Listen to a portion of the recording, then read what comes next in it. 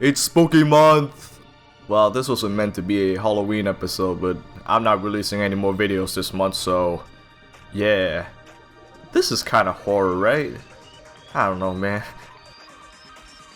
Danganronpa! Danganronpa is a mystery visual novel detective game developed and published by Spike Chunsoft, first released in 2010 on the PSP and ported to modern platforms years later. The game is about Makoto Naegi, one of 15 students trapped in a school forced to kill each other in a killing game created by a robot bear named Monokuma. If you know Spike Chunsoft, then you know they make good mystery visual novels with good puzzles and interesting stories, and Dango Bango is no exception.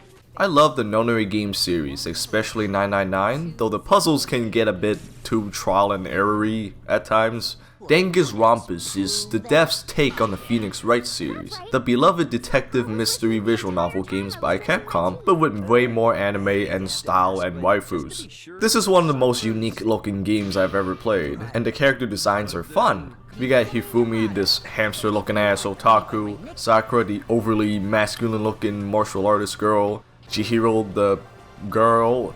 Not all of them are as unique, but they are distinct and fit their own special talents. Every time you enter a room, it builds itself like a little diorama, and when you click on a character, they jump up looking like a paper doll. It's really charming in a way. The music is great too, definitely one of my favorite soundtracks in a video game. I can't get that investigation music out of my head, dude.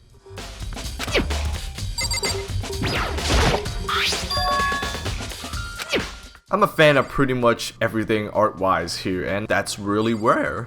Even the voice acting for the English dub is not that bad. What is happening? The only thing that sucks is the quality of some of the textures. Being a PSP, PS Vita port, some assets, and when zooming into character sprites during class trials, you can see how pixelated they are, and that's kinda distracting. But that's all the flaws in the presentation, at least for me. The art looks good, the music's good, it runs well. What more can you ask for? Danganronpa is mainly a visual novel with partial voice acting, so you'll be reading from the majority of the game, but the writing is well done. Every character has their own way of speaking and mannerisms, and you do get to know them a fair bit. At least the ones who don't die early on. You can give characters gifts bought using Monokuma coins found around the school or after class trials to increase their friendship, fuck buddy level, and you can get skills that you can use in class trials. The visual novel portion is half the game, and the other is the detective game. Examining crime scenes, finding clues, and use them to determine who the killer is.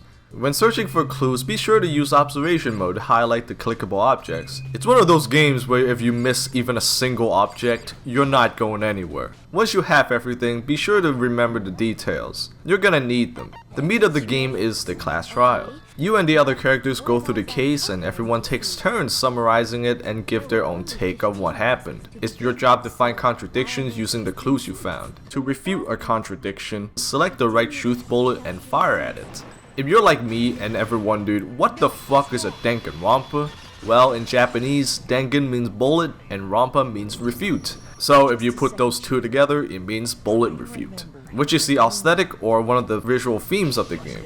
Aiming feels kinda ass. The texts go by pretty fast sometimes, so having an accurate gun was not a good decision.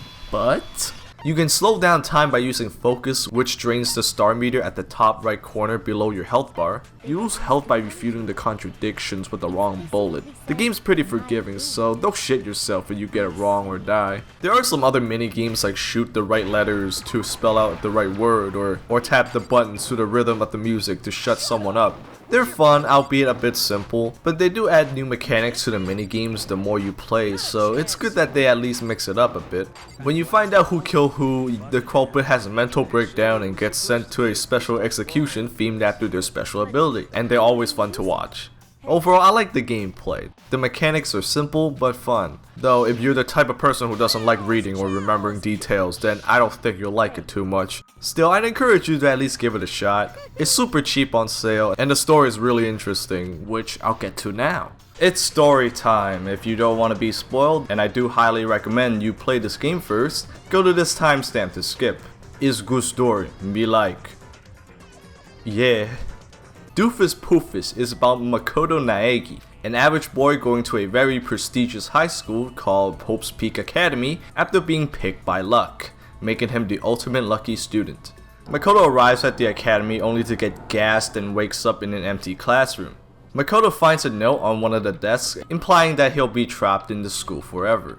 Also, the windows are blocked off. He then makes his way to the main hall to the rest of the students, just as confused as he is.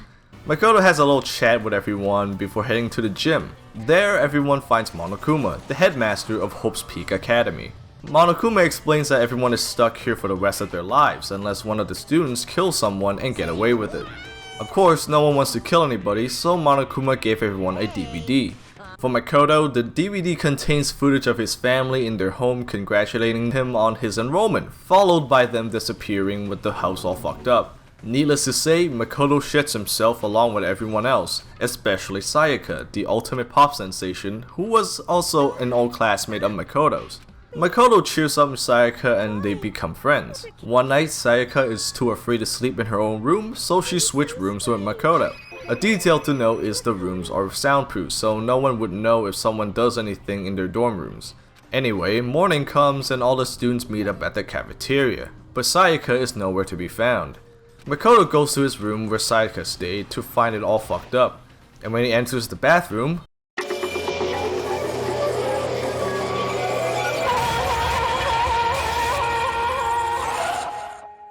damn. This is when the investigation begins. Explore the school, talk to people, find clues, all that good shit, and finally go to the classroom trial. The rules are simple: find out who did the murder or the blackened, and they get executed. If you accuse the wrong person, everyone else dies except the blackened, so don't fuck up. Alright, simple enough. Someone got in and killed her. How complicated could it be? Several important clues were found during the investigation. Makoto's dorm room nameplate has been switched with Sayaka's. The golden weapon replica in Makoto's room he got for self-defense, a broken glass ball found in the trash room near the incinerator along with a burnt shirt sleeve, a knife missing from the kitchen, an invitation note found on a notepad, and Sayaka's dying message. Let's put this all together. Makoto's nameplate has been changed with Sayaka's, so the only people who could have done that are Makoto and Sayaka, as they are the only two who knows they've switched rooms. Makoto didn't do it, so that leaves Sayaka. But why? There are signs of struggle in the room, and it seems Sayaka used the replica sword to defend herself when the killer came in, but her fingers aren't covered in the cheap gold covering the sword handle that easily falls off. How strange. In the trash room, there's a gate that blocks the access to the incinerator that can only be opened by the person on trash duty, which is Hifumi, the hamster hentai manga man. Hifumi mentions the last time he saw the incinerator, it was off, but now it's on. There's a broken glass ball that belongs to Hiro, the ultimate clairvoyant, found on the ground next to the incinerator activation button along with some burnt evidence. Whoever did this threw the evidence into the incinerator and then the glass ball at the button to activate it. But the distance is so far. Who could have thrown a ball that far? An invitation calling someone to Makoto's room was written on his notepad found by Kyoko, whose ultimate ability is not known yet, but Makoto never even used it, so the only person who had access to it was Sayaka. The case may not be so straightforward. Now the dying message. Sayaka wrote a set of numbers before she died. 11037 was written on the wall, but no one knows what that means, not even the resident ultimate programmer Chihiro. Consider how Sayaka wrote it. She would have to write it with her hand on the wall going left to right, but to us it goes from right to left, so maybe if we twist it 180 degrees to the left. Oh shit, I can see the ending. Oh, I mean, now I understand. Wait, did I even explain that part right? Whatever, fuck it. The killer is Leon, the ultimate baseball star, but it didn't play out as you might have thought. The person who attempted the murder first was Sayaka. She switched her room with Makoto and also changed the nameplates on their doors. She then wrote a note inviting Leon over to talk and made her move. It didn't go as planned, however. Leon used the replica sword to defend himself and pushed Sayaka into locking herself in the bathroom. One detail I forgot to mention is that Makoto's bathroom door is kinda jank, so it needs to be wiggled a bit to get it open. Also, every guy gets a toolkit in their room and every girl gets a sewing kit. Also, the only bathrooms that can be locked are the girls'. The doorknob has signs of tempering, so it's believed that Leon used his toolkit. He went in, killed Sayaka, took his bloody shirt to the trash room, took Hiro's glass ball from the laundry room, balled up his shirt to throw into the incinerator and turned it on by throwing the glass ball. Last but not least, Sayaka's dying message. It's Leon spelled backwards. Did you get all that?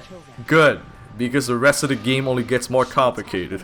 So basically, Sayaka switched rooms with Makoto, planning to murder someone and blame it on him. That stink-ass hoe. After the trial, Kyoko tries to cheer Makoto up, saying that even though she tried to do him dirty, she at least had the decency to write a dying message so he doesn't get fucked.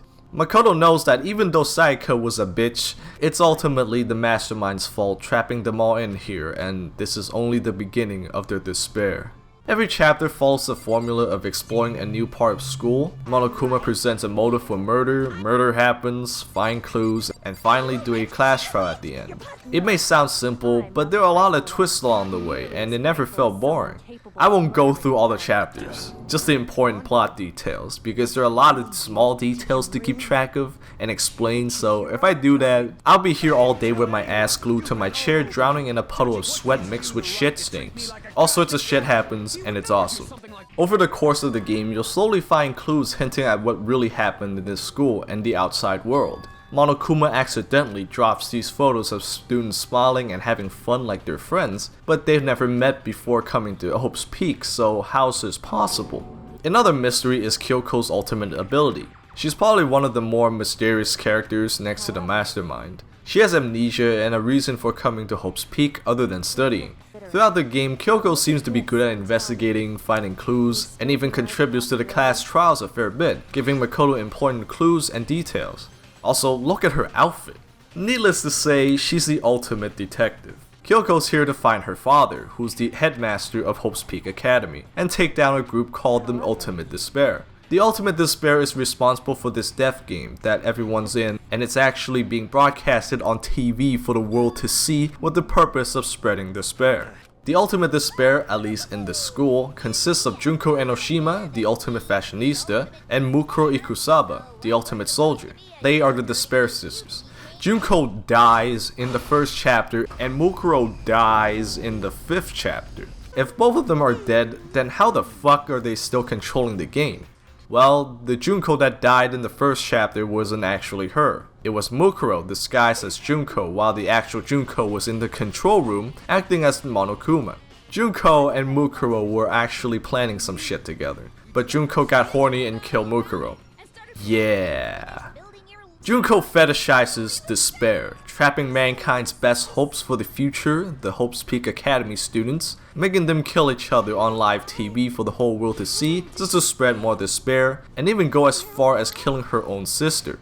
I don't know what to say other than, that's edgy as fuck. In the final trial, Junko reveals what happened in the outside world and the truth behind those photos. It's actually been 2 years since Makoto stepped into Hope's Peak Academy. All those photos Monokuma dropped are memories from the students' first year of school. Everything starts getting fucked after the first year. The tragedy, the biggest, most awful, most tragic event in human history, happened and the world goes into ruin. The headmaster turned Hope's Peak Academy into a shelter for the students to live the rest of their lives in. Everyone lived there for a while, but what the headmaster didn't know was that Junko and Mukuro were part of the Ultimate Despair. Everyone's memories of the past 2 years get wiped, the death game started, and here we are. After revealing everything, Junko makes a deal with the students. If Makoto sacrifices himself, everyone can live inside the school forever, but safe and alive. If not, they can all leave, go into this new but now more dangerous world and try to survive. Everyone's considering deleting Makoto from life, but he manages to break their silence with hope, the complete opposite of despair. It's kinda creative how they did it too. You have to reload your truth gun with hope as the truth bullet every time and shoot everyone's silence. Kyoko mentions that Makoto is the one that helped them all get this far, so in a way he's here to destroy the Ultimate Despair, making him not the ultimate lucky student, but the ultimate hope. So Makoto convinces everyone to go outside, find the truth, and help rebuild society. Junko kills herself using a special execution that combines the ones of everyone who died, which is pretty over the top. The remaining students gather at the entrance, the door opens and they walk into the outside world with hearts full of hope. Probably. The end. Or is it? At the end, Monokuma's robotic body activates, hinting that there's another mastermind out there somewhere and they're gonna fuck more shit up. Okay, now it's over. DatLJGuy has a pretty cool story. It's got the mystery, the quirky characters, interesting cases, and the twists were awesome. It doesn't answer all the questions it raised, and it's kinda cheesy, but I really enjoyed my time with it. Danganronpa is pretty damn good. The art style is unique with crazy character designs, story is fun and full of twists, the music slaps hard, and the gameplay is fun, albeit simple. The PC controls can use a bit more work, some logic in certain trials can be a bit confusing, and the low-res textures as a result of being a PS Vita port can be a bit distracting. This is overall a great package, that is if you like visual novels. There's a lot of reading and small details to remember, and the voice acting is reserved for only the class trials, with only some sound bites reused for the dialogue, so it's not for everyone. If you're looking for an engaging mystery story with a bit of cheesiness, and you don't mind reading too much, this is a great time. Go buy so they can make more Dango Bango. I don't have much time for making videos anymore since I got a part-time job along with pursuing another passion of mine, so for those of you who kept watching my videos, thank you. I'll keep making videos, just not as often anymore. Well, unless you guys would support my Patreon if I make one, but that's not exactly an easy goal to reach, so this is it for now. Alright, stay safe out there. See you in the next video. Later.